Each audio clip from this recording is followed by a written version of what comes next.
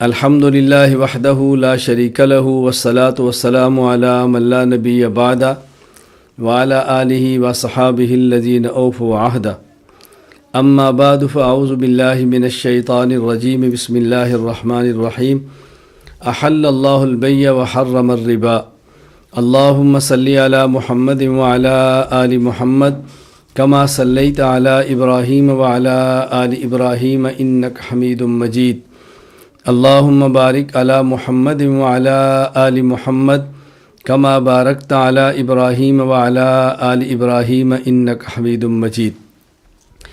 اللہ تعالیٰ کا بہت بڑا احسان، فضل اور کرم ہے کہ ہمارا ملک پاکستان، اسلامی جمہوریہ پاکستان، اس کا آئین اسلامی ہے اور آئین کی بنیاد قرآن و سنت ہے، اور اسلامی جمہوریہ پاکستان میں آئین کی روح سے کوئی بھی قانون قرآن و سنت کے خلاف نہیں بن سکتا۔ اگر کوئی قانون قرآن و سنت کے خلاف بن جائے تو اس کو چیلنج کیا جا سکتا ہے۔ یہ اللہ تعالیٰ کا بہت بڑا کرم، اللہ تعالیٰ کا بہت بڑا احسان ہے۔ ان دنوں میں سود کے حوالے سے ہمارے ملک میں ایک بات چل رہی ہے، تو اسی حوالے سے میں چند ایک باتیں آج کی مجلس میں آپ کی خدمت میں عرض کرنا چاہتا ہوں تاکہ بات ذرا کھل کر سامنے آ جائے۔ دیکھیں، پہلی بات تو یہ سمجھیں کہ پاکستان میں ہمارے جیت علماء کرام نے سود کے نظام کے خاتمہ کے لیے بھرپور کوشش کی ہے۔ اس میں ایک توانا اور بلند آواز شیخ الاسلام مفتی محمد تقی عثمانی صاحب دامت برکاتہم صدر وفاق المدارس عربیہ پاکستان کی ہے۔ اللہ تعالیٰ ان کو اپنی شان کے مطابق اجر عطا فرمائے۔ 14 نومبر 1991 کو وفاقی شرعی عدالت نے سود کے خلاف تاریخی فیصلہ دیا، جس میں ہر قسم کے سود کو غیر شرعی قرار دے کر اسے ختم کرنے کا حکم دے دیا گیا۔ اس فیصلے پر گورنمنٹ نے، وفاقی حکومت نے نظر ثانی کی اپیل دائر کر دی، اور اپیل دائر کی سپریم کورٹ کی شریعت اپیل بینچ میں۔ سپریم کورٹ آف پاکستان کا شریعت اپیل بینچ اس وقت جو تھا، اس میں جسٹس مفتی محمد تقی عثمانی صاحب، جسٹس خلیل الرحمان، جسٹس منیر اے شیخ اور جسٹس وجیہ الدین احمد شامل تھے۔ بینچ نے ان اپیلوں کی سماعت مارچ 1999 میں شروع کی۔ اس بینچ نے 20 مقتدر علماء کرام، ملکی اور غیر ملکی محققین کو دعوت دی کہ اس مسئلے پر عدالت کے ساتھ تعاون کریں۔ ان محققین ماہرین میں علماء کرام بھی تھے، مفتیان اعظام بھی تھے، قانون دان بھی تھے، معیشت کو سمجھنے والے ماہرین معیشت بھی تھے، تجار بھی تھے، بینک کار بھی تھے، اور چارٹرڈ اکاؤنٹنٹ حضرات شامل تھے۔ اس مقدمے کی سماعت جولائی 1999 کے آخر تک جاری رہی، جس کے بعد اس کا فیصلہ محفوظ کر دیا گیا۔ پھر 23 دسمبر 1999 کو سپریم کورٹ آف پاکستان کی شریعت اپیل بینچ نے اپنا فیصلہ دیا، جس میں سود کو غیر قانونی اور غیر اسلامی قرار دیا کہ سود کسی بھی قسم کا ہو، یہ غیر قانونی ہے اور غیر اسلامی ہے۔ اس کے بعد پھر نظر ثانی کی اپیل دائر کر دی گئی، اور طویل عرصے تک فیصلہ شرعی عدالت میں پڑا رہا۔ اس دوران شرعی عدالت کے کئی ایک معزز جج صاحبان ریٹائرڈ ہوئے یا تبدیل کر دیے گئے۔ خیر، یہ فیصلہ التوا کا شکار رہا۔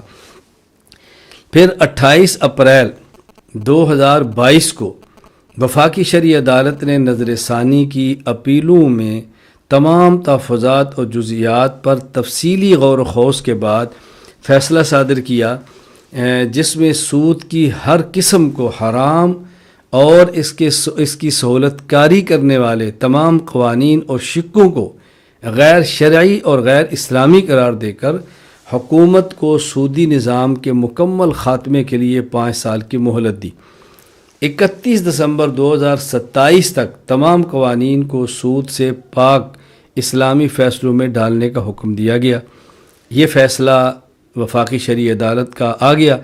اس فیصلے کے بعد 5 بینکوں نے فیصلے کے خلاف اپیل کر دی، اور ان میں اسٹیٹ بینک آف پاکستان تھا اور 4 نجی بینک تھے، NBP، MCB، HBL اور UBL۔ ان نے وفاقی شرعی عدالت کے فیصلے کے خلاف سپریم کورٹ میں باقاعدہ درخواستیں دائر کی۔ اب جو اسلامی جمہوریہ پاکستان میں بسنے والے علماء ہیں، عوام ہیں اور جو بھی دیندار یا دین سے محبت رکھنے والا طبقہ ہے، ان حضرات نے آواز بلند کی، احتجاج کیے، کوئی لکھتا رہا، کوئی بولتا رہا، جو جس کی استطاعت اور بساط تھی اپنی ہمت کے مطابق احتجاج ہوتا رہا۔ 29 جون 2022 کو ملک کے موجودہ وزیر اعظم میاں محمد شہباز شریف صاحب سے شیخ الاسلام مفتی محمد تقی عثمانی صاحب دامت برکاتہم، قائد جمعیت حضرت مولانا فضل الرحمان صاحب دامت برکاتہم، اور ناظم اعلیٰ فاق المدارس العربیہ پاکستان قاری محمد حنیف جلندری دامت برکاتہم نے تفصیلاً ملاقات کی، اور نمائندہ وفد نے سود سے متعلق عدالتی فیصلے کے خلاف نیشنل بینک کی اپیل کے حوالے سے اپنے تحفظات سے آگاہ کیا کہ سود کے متعلق عدالتی فیصلے کے خلاف یہ جو اپیل ہوئی ہے اس میں امت مسلمہ کے دل رجیدہ ہے، پوری امت پریشان ہے، اور ہمارا یہ مزاج نہیں ہے، ملک کا اور شریعت کا یہ مزاج نہیں ہے، اس کے خلاف ہے، اس پر غور و خوض کریں۔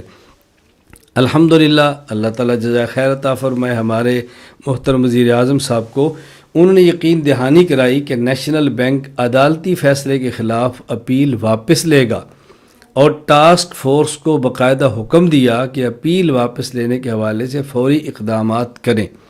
اس کا نتیجہ کیا ہوا؟ 9 نومبر 2022 کو وفاقی وزیر خزانہ جناب اسحاق ڈار صاحب نے وفاقی شرعی عدالت کے فیصلے کے خلاف سپریم کورٹ میں دائر حکومت کی اپیل واپس لے لی، اور واپس لیتے ہوئے یہ اعلان کیا ہم ملک میں اسلامی بینکنگ کے نظام کو آگے بڑھائیں گے، بہت جلد اس نظام کو مکمل نافذ بھی کریں گے۔ وفاقی شرعی عدالت نے سودی نظام کے خلاف جو فیصلہ دیا تھا وہ قرآن و سنت کے مطابق تھا۔ تو محترم جناب وزیر خزانہ صاحب کے یہ 3 جملے اور 3 باتیں بڑی اہم ہیں اور قابل قدر ہیں، ہم اس کو قدر کی نگاہ سے دیکھتے ہیں۔ اللہ تعالیٰ ان کو اپنے ان جملوں کے مطابق عمل کرنے کی توفیق عطا فرمائے۔ وفاقی حکومت کا جو فیصلہ ہے ہم اس کا خیر مقدم کرتے ہیں، صرف علماء کرام ہی نہیں بلکہ عوام الناس اور اسلامی جمہوریہ پاکستان کا ہر فرد اس فیصلے پر خوش ہے، جس کے دل میں اسلام کے ساتھ محبت ہے، دین کے ساتھ محبت ہے، اپنے ملک کو خوشحال دیکھنا چاہتے ہو، یقیناً اس پہ خوش ہے، اور ہم امید رکھتے ہیں کہ انشاءاللہ موجودہ حکومت اس کے لیے کوئی مناسب اور مؤثر بہت جلد اقدامات کرے گی۔ میں چند ایک تجاویز اپنی بساط کے مطابق عرض کرتا ہوں۔ اللہ تعالی ہم سب کو پوری زندگی شریعت کے مطابق گزارنے کی توفیق عطا فرمائے۔ نمبر 1، آئین پاکستان کی روح سے وفاقی شرعی عدالت کا فیصلہ بالکل ٹھیک ہے، اس کو جلد از جلد مکمل نافذ کیا جائے۔ نمبر 2، ملک کے نظام معیشت سے جڑے اداروں کی ذمہ داری بنتی ہے کہ وہ قوم کو سود کی لعنت اور نحوست سے بچانے کے لیے اپنا کردار ادا کریں۔ نمبر 3، ملکی معیشت کو اسلامی اقتصادی نظام کے قریب تر لایا جائے، جس کے نتیجے میں دولت چند ہاتھوں تک محدود نہیں رہے گی، ملاوٹ، دھوکہ، ذخیرہ اندوزی سے جان چھوٹ جائے گی۔ نمبر 4، تجارت، زراعت اور صنعت کو اسلامی بنیادوں پر فروغ دیا جائے، ملک کے ذرائع آمدن بڑھیں گے اور قرضوں سے نجات کی راہ ہموار ہوگی انشاءاللہ۔ نمبر 5، ماہرین معاشیات کی ایک کمیٹی بنائی جائے، اور ہماری اپنی رائے ہے کہ ریٹائرڈ جسٹس مفتی محمد تقی عثمانی صاحب دامت برکاتہم کو اس کا نگران بنایا جائے۔ حضرت کی نگرانی میں یہ کمیٹی بنے جو اسلامی نظام اقتصاد اور جدید اقتصادی نظام پر گہری نظر رکھتے ہوں، اور ملک کو جدید معاشی نظام جس میں سود، غرر، دھوکہ جیسی خرابیاں پائی جاتی ہیں، اس سے پاک نظام دیں اور اس پر بھرپور کام کریں۔ اللہ تعالیٰ حکومت کو بھی اور ہمیں بھی اور ہر فرد کو مکمل اسلامی نظام کے نفاذ کی کوشش کرنے کی توفیق عطا فرمائے۔ ہماری دنیا بھی اس میں ہے، ہماری آخرت بھی اس میں ہے، ہماری نجات ہی اسی میں ہے کہ ہم اپنے آپ کو، اپنے معاشرے کو، اپنے نظام کو اسلام کے مطابق ڈھالیں۔ اللہ تعالیٰ ہم سب کو عمل کرنے کی توفیق عطا فرمائے۔ وآخر دعوانا ان الحمد للہ رب العالمین۔